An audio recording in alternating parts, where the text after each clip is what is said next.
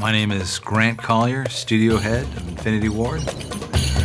With Call of Duty 1 and 2, we always focused heavily on the single player, and once we had that in a real good state, then we would move people over on the multiplayer. With Call of Duty 4 Modern Warfare, we had our lead designer cherry pick a cadre of guys to work on the multiplayer from day one.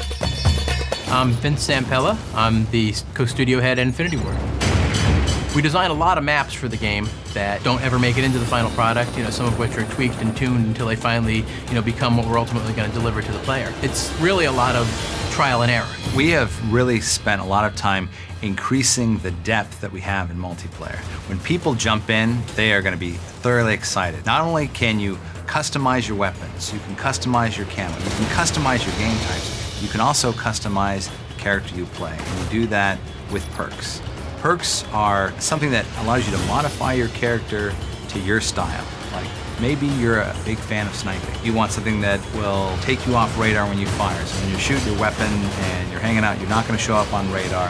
With the level of fidelity that we're able to bring to the single player, that obviously has to carry over to the multiplayer aspect of the game. It is still, Call of Duty 4 in its multiplayer state. So it was very important to us to make sure that we keep the graphic quality and the frame rate. 60 frames per second in multiplayer is just as, if not more important than the single player. We've spent a lot of time with the multiplayer for Call of Duty 4 Modern Warfare to be deep and rich, but we understand that when you're going deep, that you can create big barriers for the novice players to get in. So what we've done is that we've made it so that the multiplayer will slowly unveil for the gamer. So a novice player will get in, and he will not be overwhelmed with all of these options. I play every night right now.